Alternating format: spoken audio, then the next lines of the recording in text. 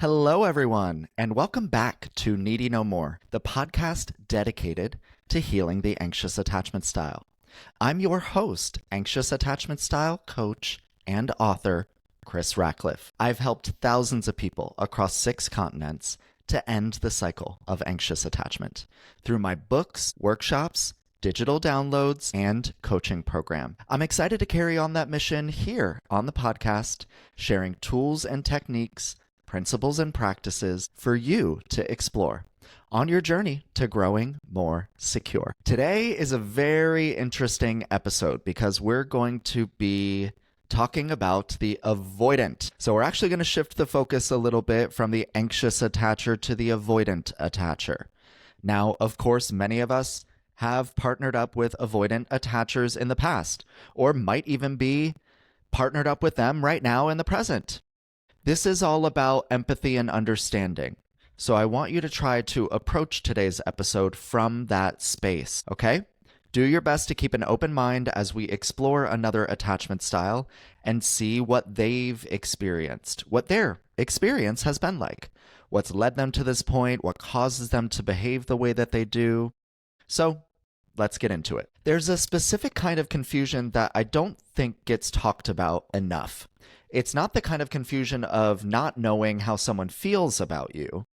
It's the kind where you feel their love so deep in your heart and bones 1 minute, and then watch as it disappears the next. I will never forget this night from a few years ago with a guy I was seeing at the time. We'd had one of those rare evenings with just the two of us, where everything just flowed effortlessly, where everything felt right.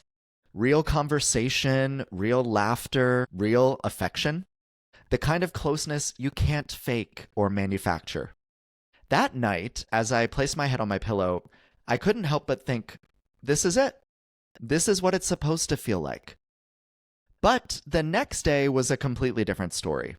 By that afternoon, he was totally gone emotionally, even though physically he was still right there next to me. Something had faded behind his eyes. The warmth from the night before had been replaced by a cool distance that lingered in the room. My mind was racing. I kept replaying the previous evening in my head, looking for what I'd done wrong, what I'd said, what I'd been too much or not enough of. It took me a long time, a lot of research, self-reflection, and of course therapy, to understand that it wasn't necessarily anything that I'd done or not done. What I was experiencing was that person's nervous system doing exactly what it learned to do. Protect instead of connect. So here's the question I want you to sit with as we get into today's episode. What if the person who keeps pulling away from you isn't broken, isn't the enemy or a villain, but is actually scared, just like you, and coping differently than you do? By the end of this episode, that's what you'll come to understand about the avoidant attacher. If you have an avoidant attachment style yourself, or you're disorganized but tend to lean avoidant, I hope this deepens your self-awareness and gives you a real path towards secure attachment. And if you're anxious or disorganized but leaning anxious, I hope this helps you better navigate your relationships with the avoidance in your life. Who knows? Maybe you can even breathe new life into those relationships with the knowledge you'll acquire today. Here's what we'll cover in today's episode. What avoidant attachment is, the avoidance nervous system and the role of deactivating strategies, similarities and differences with anxious and disorganized attachment styles, the anxious avoidant trap, of course, we have to go there, the avoidant as villain fallacy, which is a big part of what I want you to take away today, healing and secure alternatives, and then we'll close with a little bit of a Q&A from questions taken straight from my free support group for anxious attachers on Facebook. So without further ado, let's get into the first part here. What avoidant attachment is. Before we dive in, it's important to call out there's actually 2 attachment styles that are labeled as avoidant. The dismissive avoidant, which we'll unpack today. When I say avoidant, I mean dismissive avoidant. And then there's also the fearful avoidant, which I'll refer to as disorganized throughout today's episode. While there are certainly similarities between the two different avoidant attachment styles, what's important to note is that the fearful avoidant or disorganized attacher experiences both anxious and avoidant attachment. So it's actually a combination of those two experiences. This is also why it's sometimes referred to as the anxious avoidant attachment style. Again, for clarity purposes, I'll refer to this style as disorganized from here on out. I like the one-word labels here. It makes it a lot easier to discuss. Avoidant, anxious, disorganized, secure. That is always how I will refer to them. However, it's always important to clarify and be specific. So for that purpose, I want you to know when I say avoidant, I mean dismissive avoidant specifically. So let's get into the dismissive avoidance relational strategy. This is taken straight from my book, Needy No More. The earliest pages of the book go into attachment theory, attachment science, and attachment styles. So this is pulled from there. The avoidance relational strategy is as follows. They get chased and pursued, but they flee when the connection deepens and things feel serious. Avoidants are naturally leaned out of their relationships. They're extremely independent to the point of sometimes seeing dependency as weakness. The avoidant is also overly comfortable being alone. They fear self-abandonment, and they abandon others to prevent it. They avoid enmeshment at all costs, very triggering for them. They also crave autonomy and self-reliance. They're overwhelmed by deep connection and emotional intimacy, even though they desire it. Now, in terms of emotional needs, many avoidants need a lot of space, a lot of breathability in their relationships. They need that independence and autonomy. They also need for things in their relationship to feel easy, whether it's with a friend or a romantic partner. They don't want their relationships to feel like a lot of work. That's very triggering for them. It feels to them like they're being backed into a corner, like it's no longer fun or worthwhile. Avoidants also crave a lot of predictability, control, even though they tend to do this and crave this unconsciously. And as I mentioned just a few moments ago, they also need connection. They're human beings. They still need other people, even though at times they would prefer not to. So, what causes the avoidant attachment style to develop? There are specific scenarios that actually lead to a child or an adult developing this kind of attachment style. The first is emotional neglect. Anytime there's a consistent lack of emotional needs being met, someone learns to suppress those needs. And many avoidants can relate to this. They would rather pretend that they don't need anything. They would rather suppress it, deny their feelings, avoid their emotional experience, because it's incredibly triggering for them. When it comes up, it reminds them of the time or times where they've been left with their pain by themselves. This leads us to the next point about what can potentially lead to the development of avoidant attachment, and that is parentification, or having to grow up or become independent too soon. For many avoidants, they learn from a very young age that they need to be self-reliant. They can't rely on other people to get their needs met, so they need to rely on themselves. And that starts to create a bubble of protection around them, as you can imagine. More generally speaking, any kind of inconsistency and unpredictability, either in the environment growing up and or in adult relationships of any kind, this can be friendships or platonic relationships, as well as romantic relationships. Shutting down becomes normal when you don't know how someone will respond.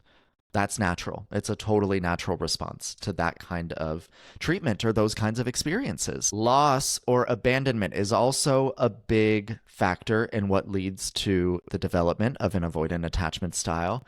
This also teaches self-reliance and wires toward protection over connection.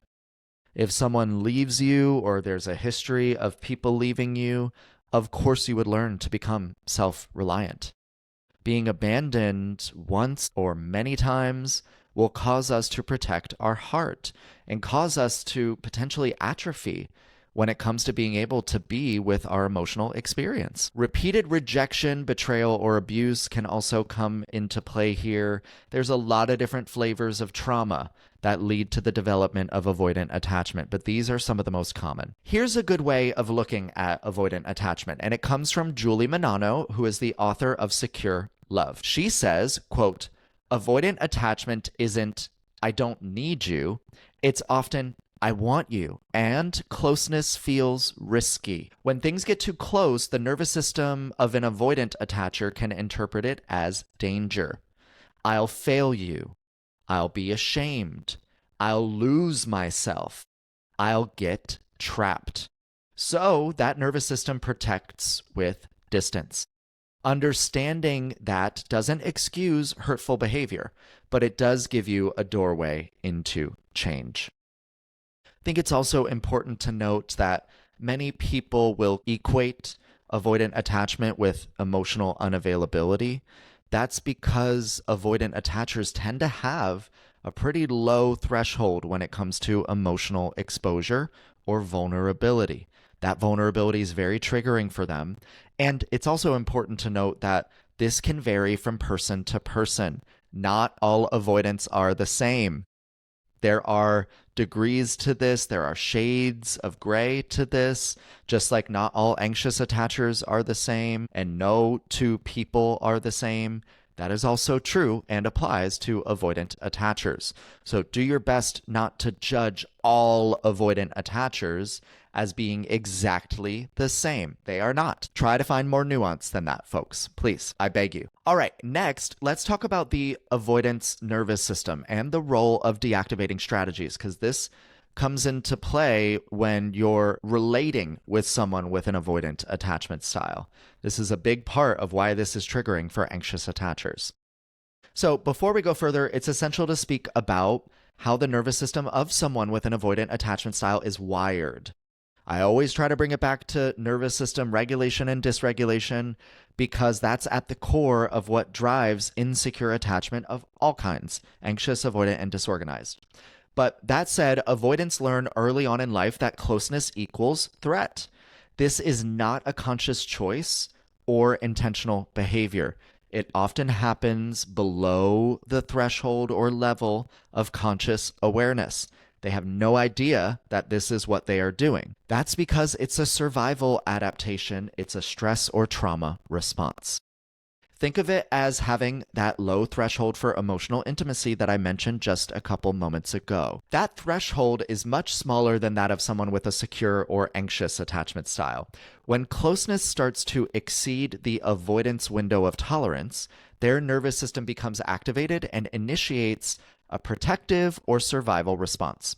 This is precisely when avoidant attachers lean on deactivating strategies, several examples of which I will provide momentarily. These are attempts to create actual physical distance or perceived emotional distance as a means of regulating and coming back down into their window of tolerance, back within the threshold of what feels safe to them. So looking at this through the lens of safety, you can start to have and maybe cultivate some empathy for an avoidant attacher, because they're doing this because it does not feel safe for them to go to that level of depth. Again, there are degrees to this. Every person is going to have different levels that they can access emotionally. So this varies widely, okay? Please remember that. That leads us to talking about triggers, because triggers are what activate the nervous system and cause it to go into dysregulation over repeated experiences of these triggers. Criticism is by far one of the biggest triggers for an avoidant attacher. If you are coming for their character, their actions, if you're judging them, that is going to be incredibly triggering for someone with an avoidant attachment style. Please know this as an anxious attacher. Reduce the criticism, y'all. Any attempts to control or manipulate them, this really goes to the point of desiring a lot of independence and autonomy, not feeling trapped or contained by a relationship. So if you're trying to control them or how they behave, Woo, that's going to be very, very triggering for an avoidant. If they feel like someone is overly dependent or reliant upon them, is quote unquote needy, this is coming from the avoidance perspective, but they can feel like if you don't have other relationships outside of the one that you have with them, or if you're constantly leaning on them, constantly asking for reassurance, constantly depending on them, then that can feel really scary to them because, again, they're afraid they're going to let you down. They have a big shame or inadequacy wound from growing up, typically. So this is a big one for them.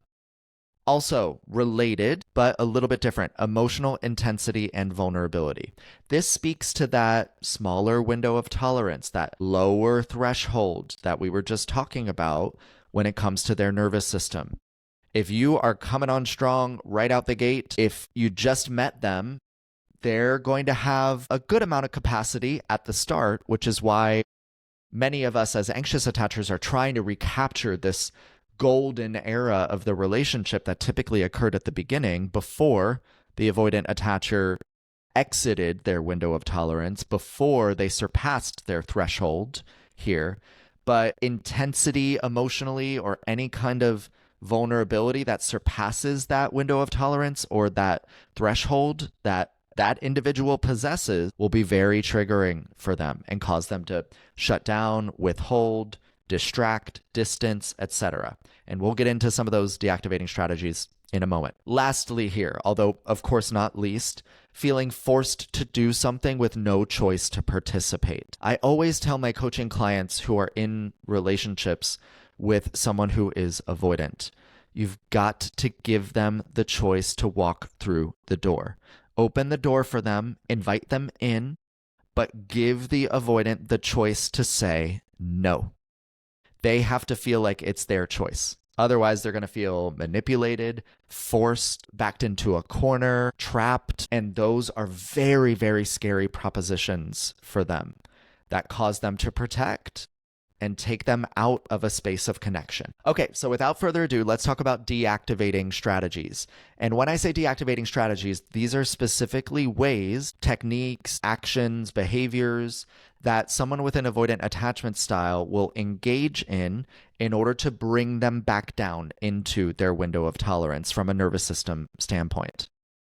Number 1, criticizing or nitpicking a partner.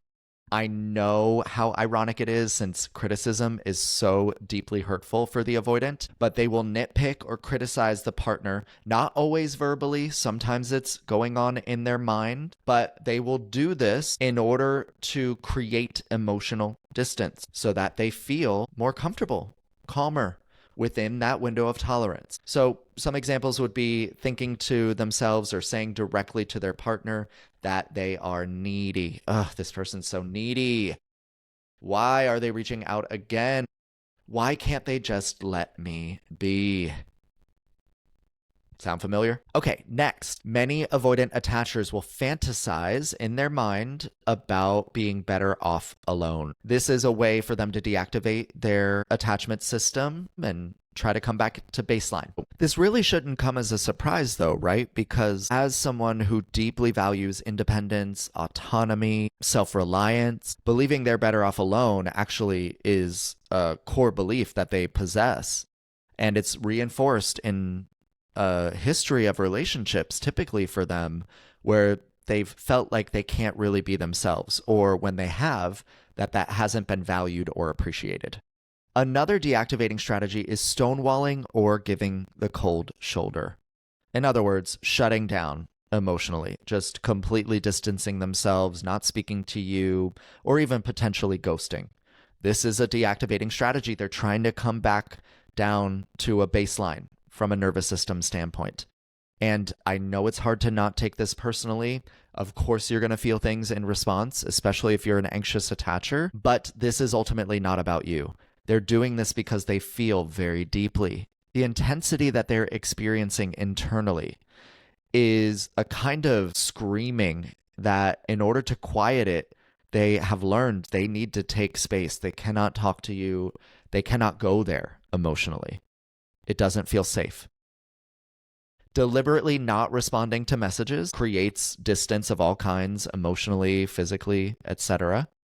Abruptly leaving with no indication of when they'll return. This is literally physically distancing yourself. This could be indicative of a flight response in the nervous system. Next one is a biggie, using sex, substances, and other numbing techniques to mitigate their level of emotional availability. So if you're dating someone with an avoidant attachment style, they might potentially go out and hook up with other people, which I know is hurtful to think about. Trust me, I get it. But these are real things that avoidants will do in order to make themselves not feel so emotionally exposed. And last but not least, avoidant attachers will keep romantic relationships casual and undefined. They want things to be easygoing or easy, right? Like I mentioned earlier, they don't want things to feel like it's a ton of work. They want it to feel easy, casual, status quo. So, let's talk about how the avoidant is similar to and different from folks with an anxious or disorganized attachment style. It's actually very common to think of anxious and avoidant attachment as opposites, and I've even referred to them that way in my work. But I want to challenge you to think about it differently here. They're actually two sides of the same wound, because both styles are organized around fear, and both are trying to avoid pain. They just use mirror image strategies to try to manage their fear and mitigate that pain.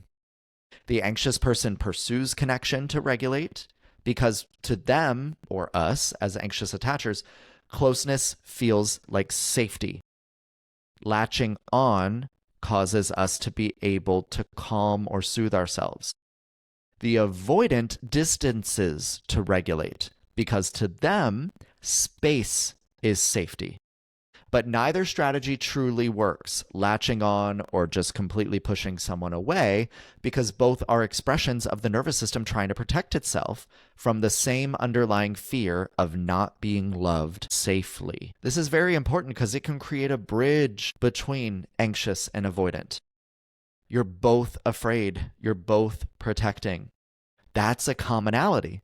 That can create a sense of being a team instead of each of you being a threat to the other. Here's a key reframe for anxious listeners who feel the avoidant doesn't care. The avoidant cares deeply, very deeply. They're just regulating in the opposite direction. In fact, avoidants will only distance themselves when they care deeply. It seems irrational, I know, but it is true. Them distancing themselves is a reflection of how deeply they care about you, of how intense their emotions are around the circumstances that involve you.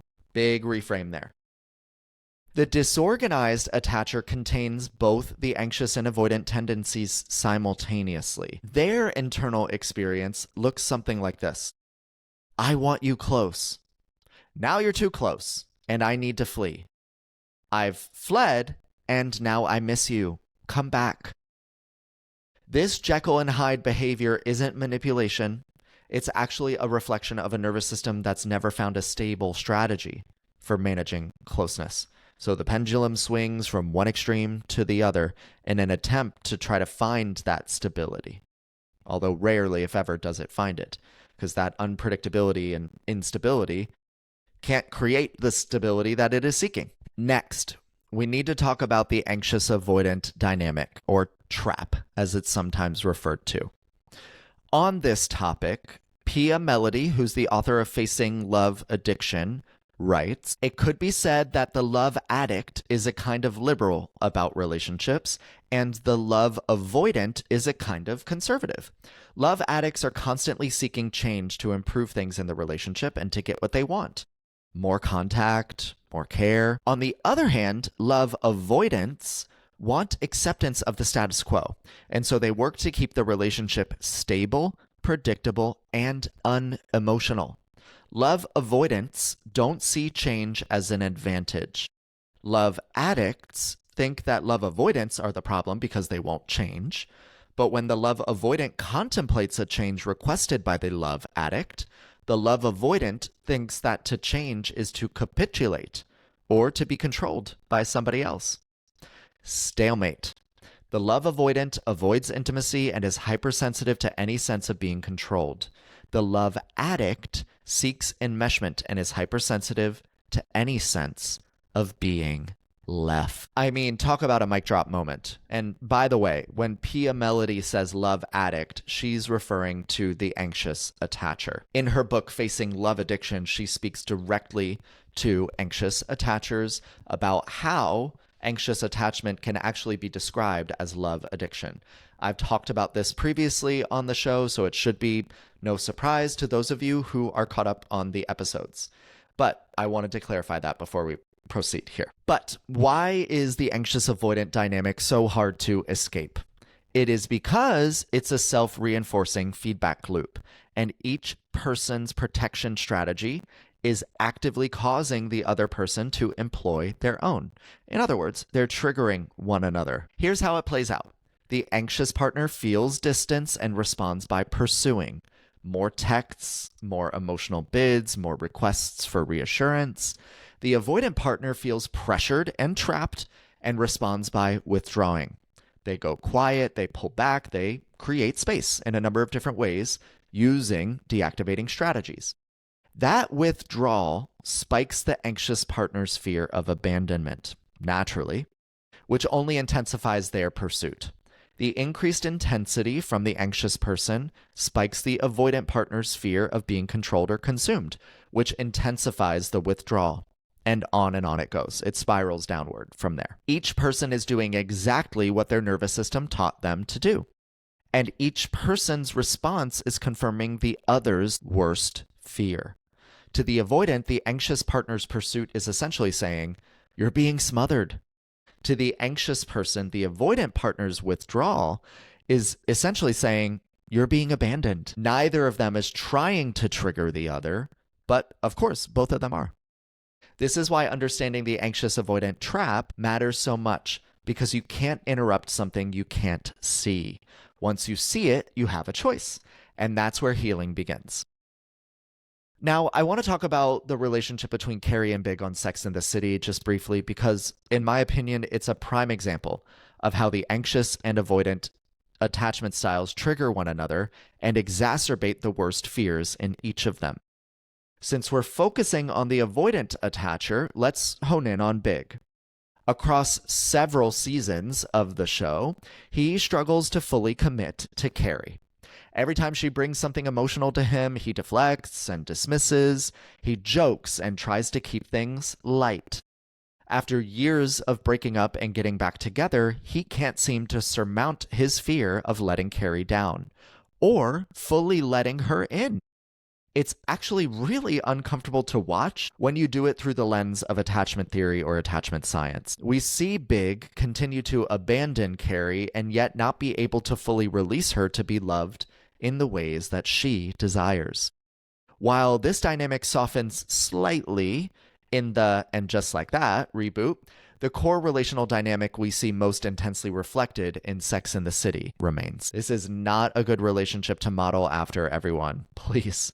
I think it's easier to see in retrospect versus watching the show when it first came out, but it is very apparent that they are in an anxious avoidant trap. Now, I want to get to one of my favorite parts of today, because I think it's very, very important to reframe this for those of us who are on the more anxious side of the attachment spectrum, and that is the avoidant as villain fallacy. If you have an anxious attachment style, you've likely thought to yourself, "I'll never date another avoidant ever again."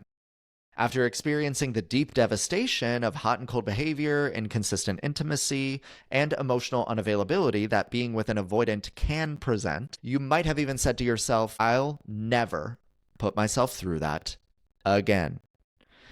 First, I just want to say, I get it.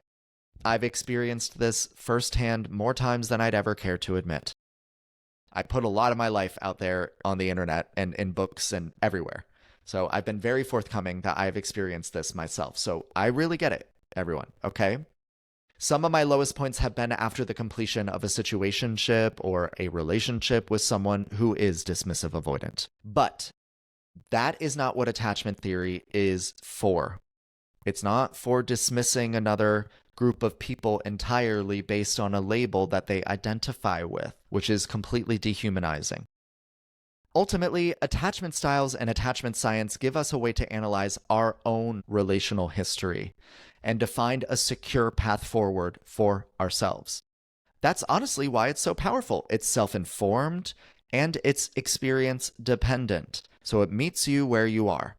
And when it's put into practice properly, it helps to propel you to a more secure place. That is the power of attachment theory. But when attachment science is weaponized against another insecure attachment style like the avoidant, it becomes problematic and reductive. I want to share a direct quote from my book, Needy No More. Here goes. Quote, avoidant attachers tend to have a bad rap, perhaps catching the most flack of any of the attachment styles. That's because they present as emotionally undisturbed and unusually unbothered. But it's all too easy to mistake this facade as fact instead of the farce that it actually is. Avoidant attachers care deeply. They're just afraid to show it for fear of being manipulated or controlled or feeling inadequate. They're just doing it because they don't want to get hurt. Avoidant attachers have experienced trauma too. It's about time we recognize and validate it and stop blaming them for the ways in which they learned how to survive. Here's the harsh truth, everyone. I'm going to be real with you. While someone with a dismissive avoidant attachment style might be difficult to understand if you have an anxious or even secure attachment style, as their needs are counter to yours, that does not mean they don't deserve empathy, because they do. But having said that, having compassion for avoidance does not mean tolerating harm. There's a difference between someone who's avoidant and actively doing their own work, someone who is avoidant and completely unaware of it, and someone whose avoidant seeming behavior is a cover for something more harmful, like narcissistic patterns, compulsive dishonesty, or emotional abuse. Understanding someone's wound doesn't require you to stay in the blast radius of it. Compassion can be extended at a distance. Remember that your resentment is data. If extending compassion is costing you your sense of self, that's no longer compassion. It's self-abandonment. We've talked about that on the show before. So if you've been burned by an avoidant or several avoidants, if you found yourself lying awake, replaying conversations, trying to figure out what you did wrong, quote unquote, wondering why someone who seemed to care could disappear so quickly, I want you to hear this clearly. Their withdrawal was never really about you. It was about their nervous system, which learned long before you ever came along that closeness wasn't safe. That doesn't mean the pain you experienced isn't real, wasn't real. It was, and it is. It absolutely was and is. But directing your anger at the person rather than the pattern keeps you stuck. And I think we can all admit that you both deserve better than feeling stuck. Now, everything I do professionally from an attachment standpoint is about healing and growing more secure. So I want to talk about some pathways for that to occur. First and foremost, for the avoidant who wants to heal. So if you have someone in your life who you know is avoidant, send this to them because this is what they can and should focus on in their healing. And if you yourself are avoidant, please listen up closely. This is what you need to focus on in your healing. Recognizing deactivating strategies as they happen.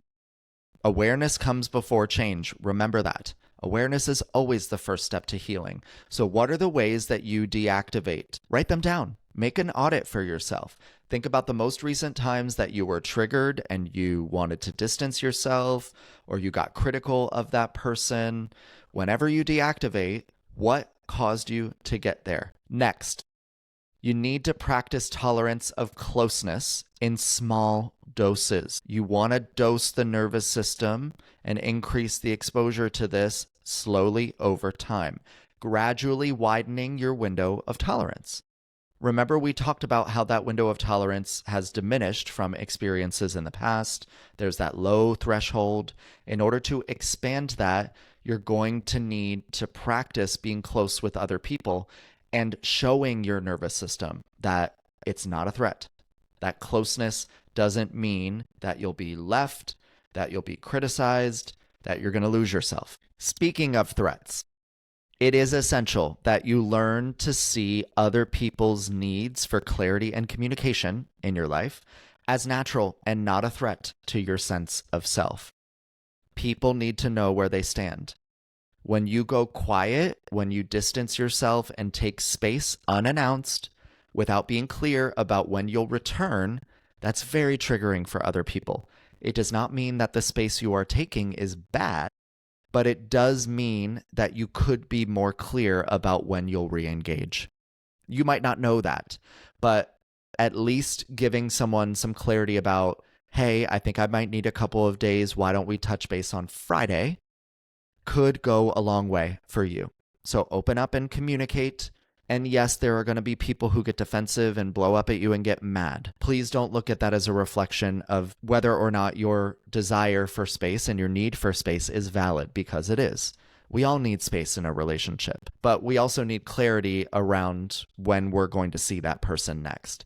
That provides the kind of safety for someone to be able to give you that space. Becoming more comfortable with healthy dependency, which we've kind of been talking about throughout this, leaning on others, not meaning you're losing yourself, is a big part of this. Microdose it little by little. Depend where you wouldn't normally depend on someone. It's going to be uncomfortable, but you have to retrain your nervous system, and it only does that through experience. This next one is essential. You have to learn to self-regulate, which you're already really good at by distancing, and co-regulate. Both are necessary for real intimacy. This is how we create interdependence instead of just independence. Learn how to self-regulate and co-regulate. So learn how to be with your feelings and be with the feelings of others. And also talk about your feelings with them. We're not meant to be alone. We are a social species as humans. That also applies to you, even though you would prefer that it didn't. Learning to communicate more clearly and vulnerably, especially when the impulse is to withdraw, is a big area of focus. Learning to center the emotional experience of others and not just your own comfort level is a big one too. Because if you just leave when other people are experiencing emotions, the relationship can't advance. It can't deepen. And I know some of you might feel more comfortable that way, but that said, it gets really lonely. It does. Working through your trauma with a therapist, a coach, or a mental health professional is the last tip I recommend here.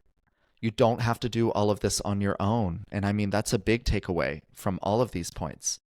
Learning to co-regulate is about opening up, learning to communicate to others, to honor other people's emotional experience. This is all about opening yourself back up. But in order to do that, you might need to work with a professional who can help you to process some of the original wounding events, some of the protective patterns in your nervous system that cause you to unconsciously behave in the ways that you have.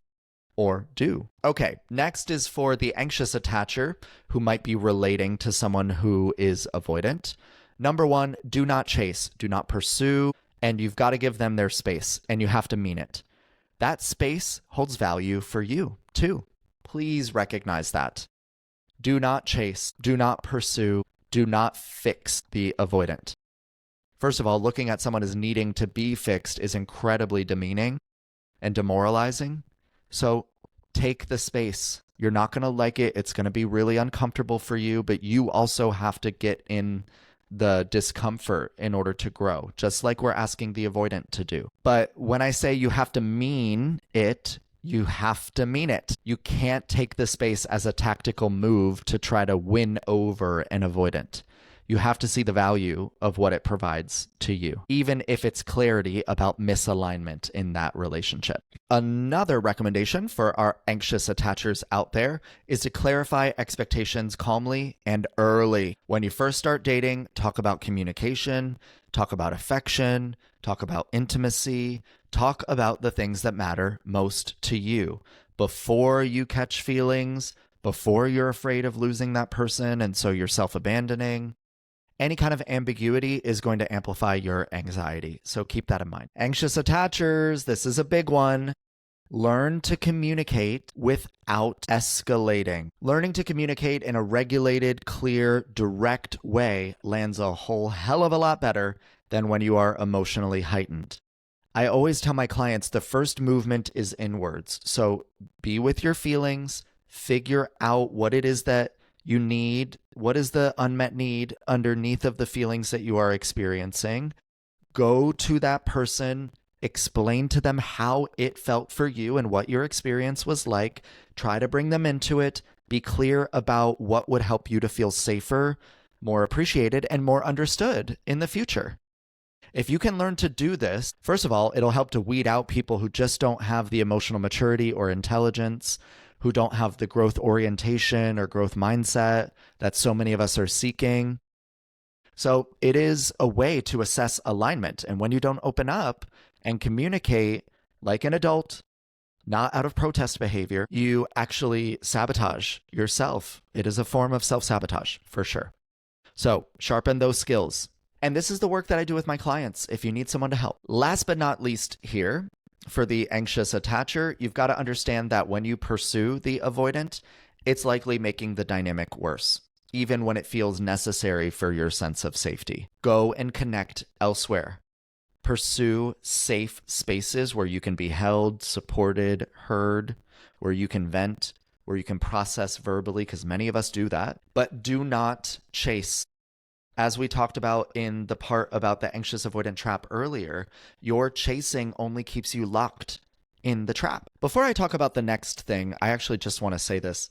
A big part of relating securely to someone who is an avoidant attacher is knowing your own limits. Being honest with yourself about when you've reached them is a big piece. So that brings us to something I think is one of the most important and least discussed aspects of loving someone with an avoidant attachment style. And that is trying to find a balance between compassion and self-abandonment. Compassion for an avoidant partner is wise and it's healthy, up to a point. The line is crossed when you find yourself constantly shrinking, over-accommodating, or abandoning your own needs to avoid triggering the avoidance withdrawal. Your resentment is a reliable signal for this, by the way. So when it builds and builds and builds, it's telling you something important about where your limits actually are, and that you might need to speak up about this. There's also a difference between being patient with someone's healing process and accepting a permanent ceiling on intimacy. One is generosity, the other is self-abandonment dressed up as love. I also want to talk about boundaries versus control, because this is a big topic, and I've covered boundaries versus requests and what boundaries are and aren't in a previous episode. So if you want to do the deep dive, go back and listen to or watch that episode. But remember, a boundary is always about your behavior and your own limits, never about changing or punishing someone else. For example, you can say, if you keep canceling, I'm going to stop making plans with you. That is a boundary. You're letting someone know, I'm not going to be reaching out again if you just keep canceling on me. I'm not going to tolerate that. Now, if you say to someone, you're not allowed to see that person or that friend, that is control. You're trying to control the other person's behavior instead of being clear about your own. Anxious attachers tend to use sometimes the language of boundaries to describe what is actually an attempt to manage someone else's behavior, especially when that someone else is avoidant. That distinction matters enormously in these dynamics because to an avoidant, control and boundaries can feel identical, and only one of them is legitimate, healthy, and secure. Only one of them is defensible, and that is the boundary. Okay, we're at the final section here for today's episode, and this is a Q&A directly from the Needy No More Facebook group, my support group for anxious attachers. That's free on Facebook, so feel free to seek that out if that would be helpful, and I'll drop a link to that in the show notes as well. The first submission comes from Gary, who says, we are 400 miles apart, but message daily and Zoom several hours every week. Then, about once a year, he needs a recalibration of the relationship. I'm messaging too much. I want more connection. Then, he needs space. He's overwhelmed and my messages are distracting and he can't be present in his life. Then, he wants to change to Zoom every other week. I always accommodate.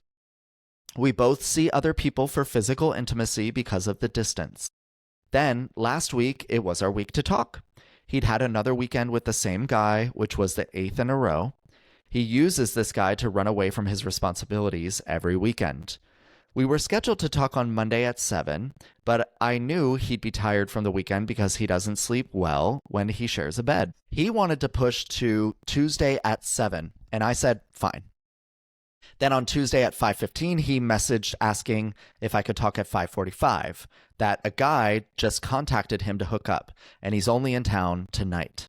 Not only was it last minute and I was busy, but he was bailing on a scheduled meeting to hook up with a stranger.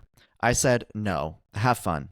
Then out of nowhere, he said he wanted to take a break from communicating with me because of my terse negative responses. All I did was hold a boundary. He canceled, and I either took his only time offered or nothing. Then 3 hours later, he was messaging, which I ignored. The next morning, he messaged saying, it seems like we're going to keep triggering each other, which causes unnecessary suffering, which to me just sounded like, let's just end this friendship/relationship after 5 years. A day later, it's as if nothing happened. I wanted to let some time pass before we discussed what happened, which I think we will do on Monday night. I'm an anxious attachment and he is fearful avoidant. I'm constantly working on my issues and he is not and thinks it's all me. Wow, Gary. Woo! First of all, I'm sending you a huge hug, okay? Remember that someone with a fearful avoidant attachment style is the most unpredictable of all of the attachment styles. They're going to swing from one extreme to the other. Closeness to space, needing you to not needing you. There's a lot of volatility here, and I can see why you wouldn't appreciate these multiple switching of plans and the last minute request to meet in a half an hour and talk, with the justification that this person that you're talking to and in a relationship with wanted to hook up with somebody else. I imagine that could be triggering on some level for you. So I just want to validate that first and foremost, okay? The instability, the lack of clarity, the last minute changes, they're all very triggering to someone like you and someone like us as anxious attachers. So please hear me when I say that first and foremost. You are right to feel unsafe. However, as always, I'm going to gently and compassionately share some ways that you might have also exacerbated some of this. When you say no, have fun, that is protest behavior. You don't actually want him to have fun. You want to connect with him. You wanted to speak with him. So learning to say in that moment, hey, I'm busy, I already have other commitments, but let me know when later tonight or another time when we might be able to connect. That would be what you truly desired. You wanted to connect. You were feeling hurt about the changes and about the lack of connection. But this gets in the way when you're not honest about what it is that you truly need and desire. That only prevents you from getting that need or desire met. When I see here as well that he messaged 3 hours later and you ignored, and then he messaged the next morning and it triggered you. Yeah, ignoring is never good. It's emotionally immature. You always want to be honest and upfront. So if you needed space, you need to learn to say that. Hey, I'm still feeling a little bit hurt about some of the last minute changes here, and I just need some time and space to process. That's real. That's honest. You're not too much for feeling the way that you feel, but you need to learn to work with that energy too. And again, a lot of the way that this relationship is structured is very challenging with the physical distance, with all of the unpredictability of this dynamic. You should likely ask yourself or be asking yourself, what's keeping you in this? Because it almost felt to me when I first read this and when I read it out loud, like there's just less and less intimacy that's happening here. You're both seeking physical intimacy elsewhere. Open relationships are fine, but that's one less form of intimacy. The physical distance, the reduction in the amount of communication, going from Zooming several hours every week and messaging daily, and then recalibrating the relationship once a year or reducing to changing to Zoom every other week. I mean, it's really hard to find your footing when that footing and foundation are constantly changing. So you have to ask yourself, is this relationship aligned in the ways that you need, Gary? So please reflect on that. All right, next up is Heather. I keep thinking the avoidant is Jekyll and Hyde. One minute they're all in and saying good things, and then the next they are calling us names or using blame, and then they run. Some come back and some stay gone. Look, I hear you. It's really challenging sometimes to experience that unpredictability. One minute it feels great, the next minute they're gone. I get that. I named that in the opening monologue for today's episode, so I've been there and I totally understand. That said, Jekyll and Hyde is usually more of a description of the fearful avoidant or disorganized attacher, because they're shifting from one strategy to the other. Neither feels truly stable to them, and so they'll swap from hour to hour or day to day or week to week or month to month. Additionally, just like we've explored today, someone operating one way 1 minute and then changing another is a reflection of their nervous system's capacity. Now, if they're not actively working on expanding that capacity, then you might need to ask yourself if it's the right relationship for you and if it's aligned in the ways that you might need.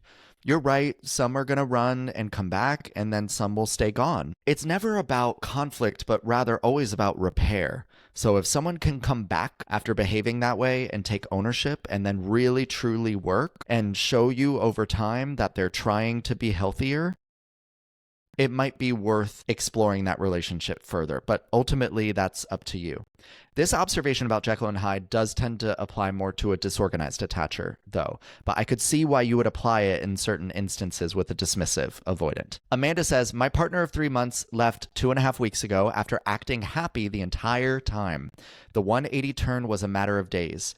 He reported feeling depressed and was gone with a text to break up after the weekend to ourselves. I don't know if that's avoidant, but others have pointed out it might be. He never tried to suggest anything he wanted differently in the relationship. Oh, that's so tough. That's so tough. That 3-month period when you're first dating someone and getting to know them is essential. Essential.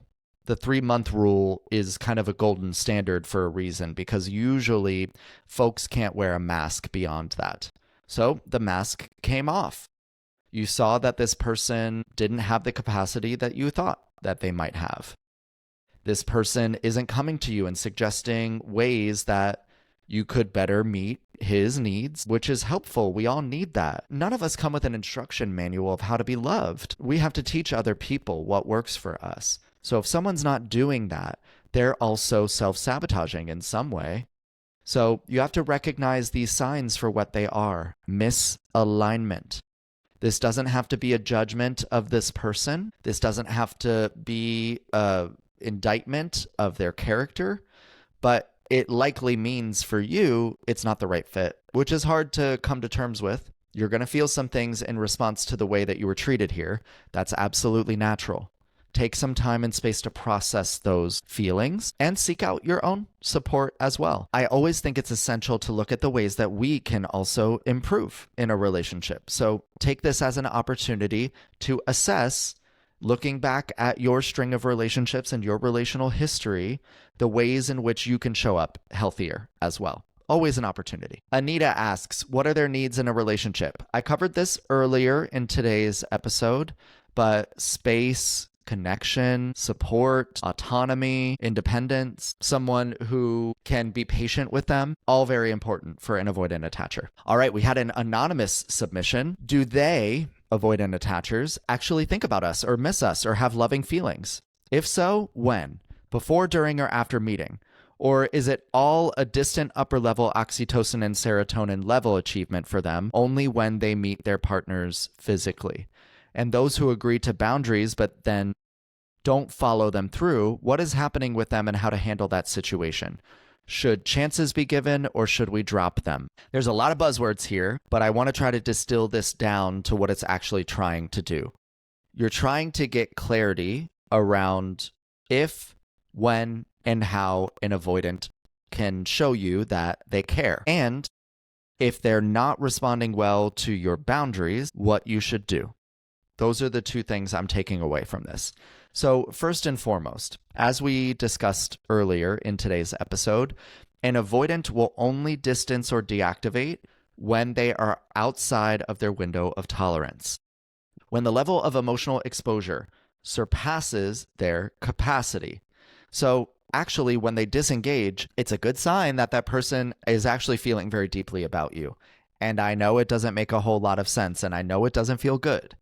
But learning to see that person's distancing as their indication that they're overwhelmed emotionally and that they feel very deeply can help you to cultivate some empathy for them and to work with them through those reactions as a team, right? In the spirit of creating a healthier connection and breaking the anxious avoidant trap. So you say, to those who agree to boundaries but then don't follow them through, what is happening with them? How to handle that situation? I mean, at the end of the day, we have to reiterate boundaries to folks. It's not just a one and done kind of thing. And for many avoidant attachers, like I mentioned a bit ago, boundaries feel confining, they feel constraining, they feel like they're trapping them. So help them to understand that this is not about controlling their behavior, that it is about creating a safer connection for you. And remember, boundaries are about your behavior, not about theirs. Should chances be given or should we drop them? I mean, ultimately, the number of chances you give depends on the connection, the person you're with, how long you've been together, the indication or demonstration that they're working on themselves, that they're working with you on the relationship. Should chances be given? I mean, yes, I don't think this should be like you violated my boundary and now I'm ending the relationship. But I think you reiterate with a stern tone and say to them, hey, I'm not really understanding what's getting in the way here. Can you help me understand why this might be difficult for you? Okay, next, Mary. How can they be happy to see you? Hugs, kisses, I love you 1 minute, and then discard you an hour later. Literally an hour. Were the entire 3 years we were together all an act? Did they actually feel nothing the entire time? No. Again, I know the exterior, which is a facade of an avoidant, can make it seem like they're unbothered, they don't care, they don't feel anything, but they are feeling a lot. Their switch up from saying, I love you 1 minute to discarding you an hour later demonstrates their capacity. It doesn't demonstrate the level of care.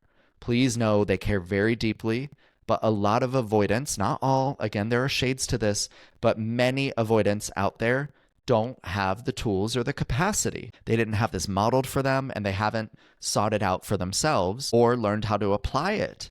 So you can see that with empathy from a distance. If that's how this person is going to treat you, it does naturally beg the question, are they coming back to repair? Are they taking accountability for creating volatility? How do they respond to this? Or do they just never reach out again? Because if so, then you have your answer about where you stand. The confusion is the clarity. Pamela, how can you tell if someone is either an avoidant, a sex addict, or has narcissistic personality disorder? This is a complex question. I'm going to do my best to answer it at a very high level, given that I'm not a licensed mental health professional, okay? But someone with an avoidant attachment style can access empathy. Someone with a narcissistic personality disorder struggles to do so. The avoidant, remember, has learned to protect, but it doesn't mean that they cannot connect. The narcissist will protect, they'll deflect too, they'll turn everything around on you. So there are similarities, but narcissistic personality disorder is extreme. It is rare, although words like toxic and narcissistic are thrown around all the time. I would say narcissistic personality disorder is of unchecked avoidant attachment, and more specifically, the trauma that causes avoidant attachment that has become so deeply ingrained in the nervous system that the levels of protection are impossible to break through. Sex addict, we talked about how folks with an avoidant attachment style will sometimes use sex to mitigate the level of emotional intimacy or exposure in the relationship, but sex addiction is another thing entirely. Okay, not all avoidants are sex addicts, not all avoidants are narcissists. While an avoidant attacher is to some degree emotionally unavailable, as is the anxious attacher, by the way, I would describe a sex addict and a narcissistic person, someone with narcissistic personality disorder, as being so unavailable emotionally that it's a completely different stratosphere to an avoidant. Either way, I think Gillian Turecki's quote applies here, which is something I think about all the time. People spend too much time analyzing the emotionally unavailable person and not enough time walking away from them. So try to bring the focus back to yourself. I know you want to understand why they're behaving the way that they do. It's more important to look at what the dynamic is teaching you about yourself and whether or not it's in alignment with what you need. That's where the gold really is. All right, last but not least of today's episode, Paul asks, why are they so secretive and why do most cheat and lie? Most avoidant attachers don't cheat. Some might lie, but we all do that. There's a lot of judgment in some of these questions. Why are they so secretive? We talked about why they protect. Their nervous system has learned that if they open up, they'll be criticized. They won't have their needs met. Nothing is ever good enough for other people. I understand that dishonesty, secrets, infidelity are not good for a relationship. They're not healthy, but not all avoidants are like that. Some are, some aren't. It depends on the person. And that's a great note to end today's episode on. When it comes to attachment theory, look at the person and not the label. Remember, the avoidant attacher is not the enemy. They're not evil. They're not a villain. They have been traumatized too. Doesn't mean that you have to stick around as they work through that trauma. But if they're showing you that they are, if they're showing you that they can repair, if they're showing you that they're willing to work with you as a teammate, that might be someone worth sticking it out with. All right, really powerful stuff today. This is the longest podcast episode I've ever done.